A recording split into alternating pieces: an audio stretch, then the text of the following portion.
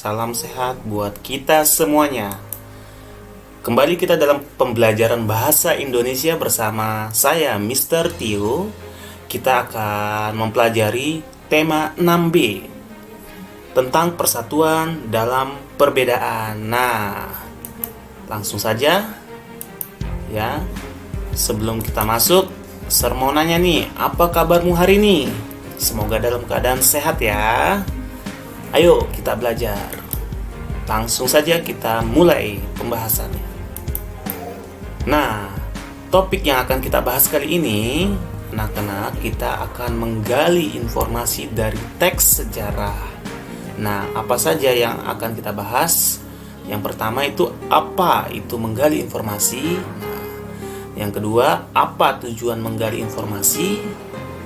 Yang ketiga, ada istilah adik simba.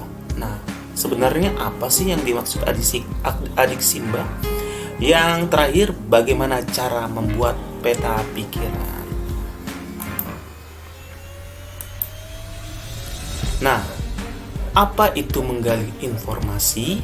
Nah, khususnya menggali informasi pada teks ya, teks bacaan. Menggali informasi pada teks adalah menelusuri informasi lebih rinci dan detail. Nah, itu dia menggali informasi. Tujuan menggali informasi ya apa? Nah, tujuan menggali informasi dari teks adalah untuk mengetahui informasi penting dari sebuah teks.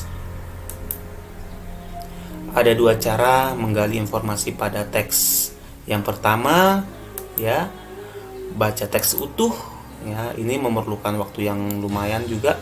Yang kedua lebih singkat lagi, ada dengan membuat peta pikiran. Nah, dalam membuat peta pikiran itu kita harus merumuskan sebuah pertanyaan dan mencari jawabannya dalam teks. Ada istilah 5W1H kalau di dalam bahasa Inggrisnya ya. Tapi kita karena bahasa Indonesia kita singkat aja jadi adik simba. Ya. Ada apa, di mana, kapan, siapa, mengapa, dan bagaimana. Adik simba ya, kita jelaskan satu persatu. Mulai dari apa-apa, penjelasan hal atau benda mengenai sesuatu yang terjadi di dalam teks tersebut ya. Di mana mengenai penyebutan tempat, kapan mengenai penjelasan waktu atau penyebutan waktu, bisa tahun, jam, tanggal, siapa berhubungan dengan nama orang, jabatan atau pekerjaan. Mengapa ya, itu merupakan sebuah alasan atau sebab. Yang terakhir, bagaimana? Bagaimana itu menunjukkan di dalam suatu teks itu ada keterangan cara atau proses, ciri-ciri atau karakter tokoh. Dengan membuat pertanyaan dan jawaban berdasarkan teks yang kita baca, kita akan lebih mudah mengetahui informasi yang ada di dalam teks. Nah, yang kedua, kita bahas mengenai peta pikiran.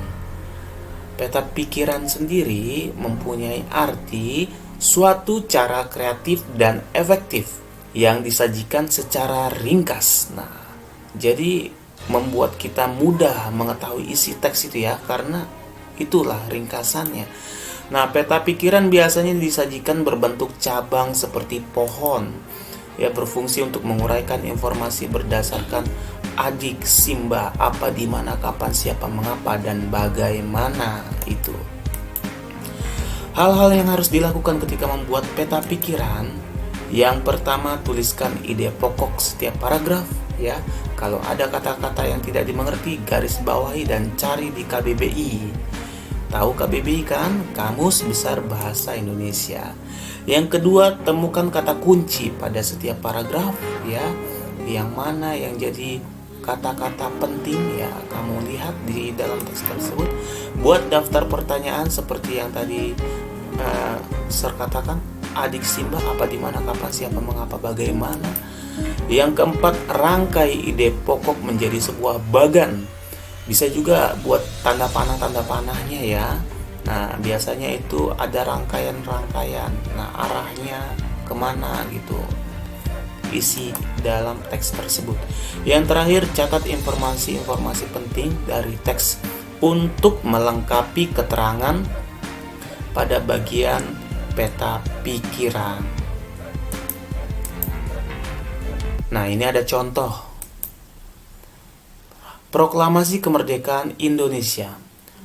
Proklamasi kemerdekaan yang dilakukan pada tanggal 17 Agustus 1945 menjadi peristiwa penting bagi bangsa Indonesia. Peristiwa tersebut menjadi tonggak sejarah di mana bangsa Indonesia berhak atas kemerdekaan dan wajib mempertahankannya.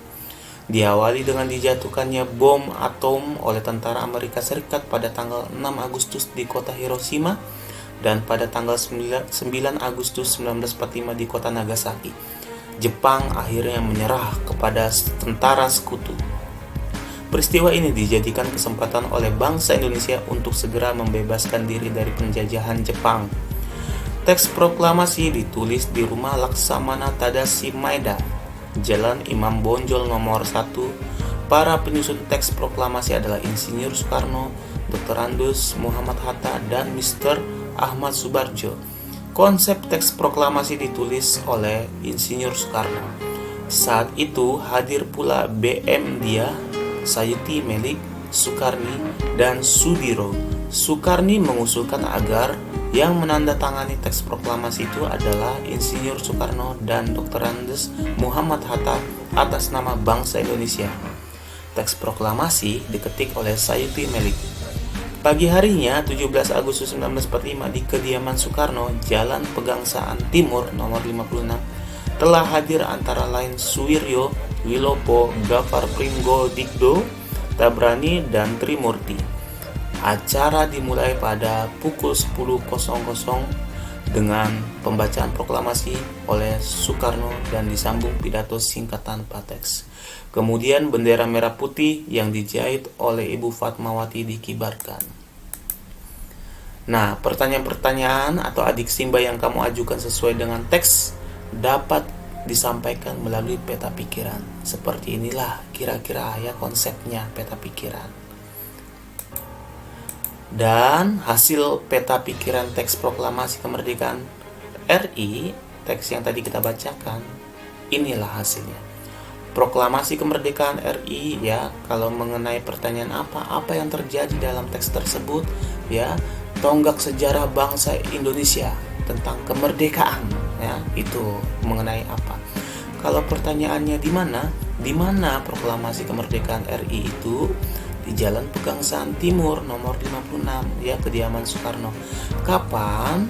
Ya, proklamasi kemerdekaan RI 17 Agustus 1945. Siapa yang membacakan teks tersebut? Insinyur Soekarno dan Muhammad Hatta, ya, atas nama bangsa Indonesia. Mengapa terjadi proklamasi itu?